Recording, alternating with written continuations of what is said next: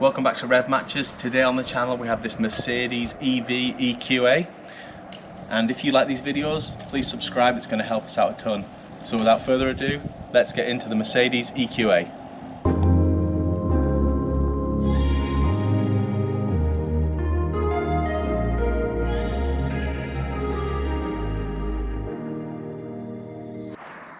So around the front here you can see you've got your double lines, which signify that it is a AMG line with a big front grille on there. You've got your side vents here. It's going to smooth out the airflow down the sides of the vehicle. It's also got your Mercedes-Benz EQA lighting system. Down the side, guys, we've got our EQA badge here finished in black, and that stands off quite nicely on the white car. It might vanish slightly if you had a black option. You've got the SUV styling, which is this kind of plasticky side sill here, 18-inch alloy wheels, and the white metallic paint.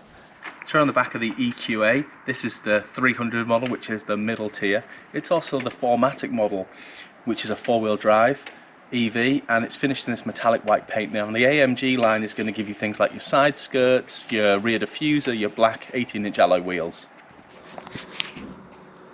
So we're going to check out the boot now of the Mercedes EQA. So push button, which also hides the camera, reversing camera. Now, quite a decent boot space. As you can see, it's quite large. There isn't any underfloor storage under here because a lot of the batteries are stored in here. Now, Mercedes have also given us two sets of cables. So you've got a 3-pin, which is going to plug into any normal wall charger, and you've also got your high-speed cable for plugging into EV points.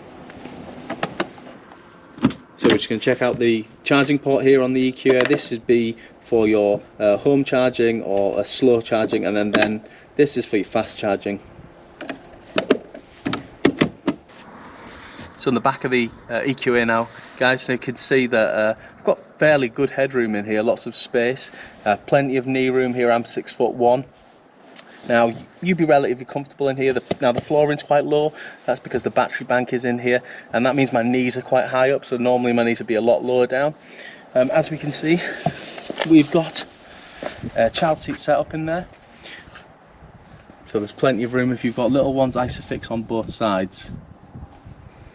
So inside the EQA 300 4MATIC, we've got these two digital displays here. One is going to display your driving information, and the other one's going to display things like your phone, navigation, DAB radio.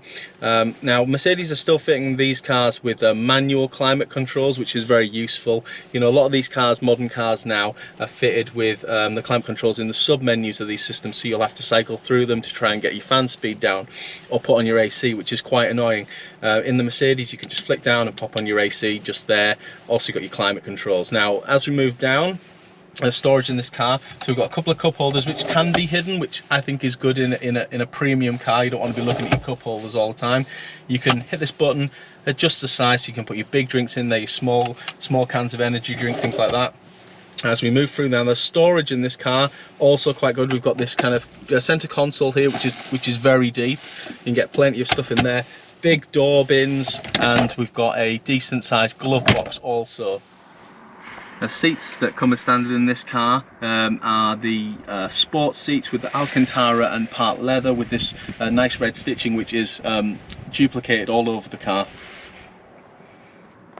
Also in the EQA, it has a lighting package that comes standard with the car in this trim anyway, and it seems it's not very visible during the day, but it fills up around the air vents and has these big strips come down the side here, also across the dashboard, and it has lots of different customizable colors, so you can get it just to your liking. So the build quality in the EQA is very good. This car is put together excellently, as you'd expect for a car in this price bracket. No squeaks, no rattles, everything feels really sturdy and well put together. So as a quality standpoint, I think you'll be very happy with this car. So this car, being the EQA 300, sits in the middle of the range, and that's about 54,000. The range starts at 52,000, then the top end specs out at around 57,000. So we're in the EQA 300 now, driving impressions. Now this car is currently doing around, it's a 50-mile-an-hour zone, we're doing around 50 miles an hour. Not a lot of wind noise. Now we'll check that when we get up to motorway speed, see what that's like. A-pillar is quite large, so be aware of that when you're driving. Very quiet car. Other than that, obviously there's no engine, it's dual motor, so this car has 2 motors, and it has one at the front, one at the rear, and they put out a combined around 230 horsepower. This is on the heavier side, this car. Obviously it has the dual motors, and it has the extra weight of the battery pack, which helps with the performance, or reduces the performance, sorry. Now this car is claimed to do 0 to 60 in just over 7 seconds, or mid 7 seconds, so we'll test it out later and see what kind of performance this car's got.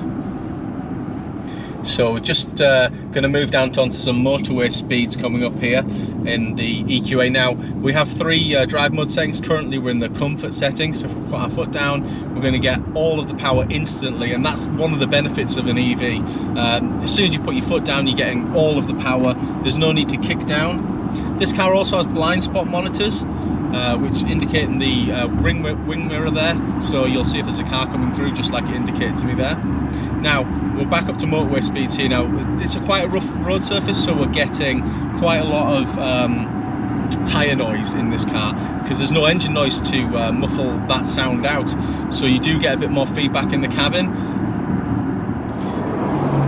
Now we're coming from a 50-mile-an-hour zone. We're going to hit national speed limit here, so I'll put my foot down, and we're going through the speed here, and that's 70. So you can see we've got quite a good pickup there on this car.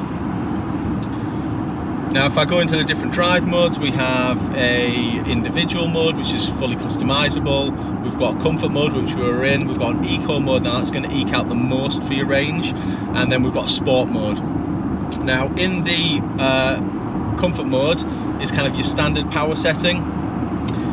This car, as I said, has 2 motors. Now when you are cruising, just like acceleration on the pedal, it's going to be just using the rear motor, so it's rear wheel drive. Now if I put my foot down, the 4-wheel drive system is going to kick in, and the front motor is going to start, and the rear motor, to give you the most power. Then when you lift off, when this car starts regen, which is the regen braking system, it uses both the motors to regen energy back into that battery, so you're going to recoup the most. So it's quite an efficient system, and it toggles itself in between rear wheel drive and all wheel drive. Now if you wanted to put this into a configurable setting, you can change up all your settings, like throttle response, you know, suspension settings, things like that. So on some country roads here, which is going to come to a stop nice and clear, and we're just going to put the car now into the sport mode. So that's going to give us all of our power.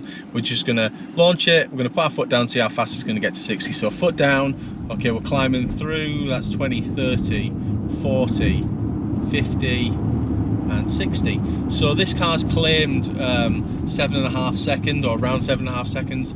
It's quick enough, it's not going to set your hair on fire, but if you need to get out of a junction, you know, if you need to overtake on the road, you know, you're going to have enough power there. And with that all-wheel drive system, that 4MATIC system, you're going to have the confidence to do that in most weather conditions. I think this car would handle the snow very well as well, because it is slightly raised up. It's a compact SUV, so you've got the raised height of the chassis, and also the 4-wheel drive, so that's going to help you in the snowy conditions.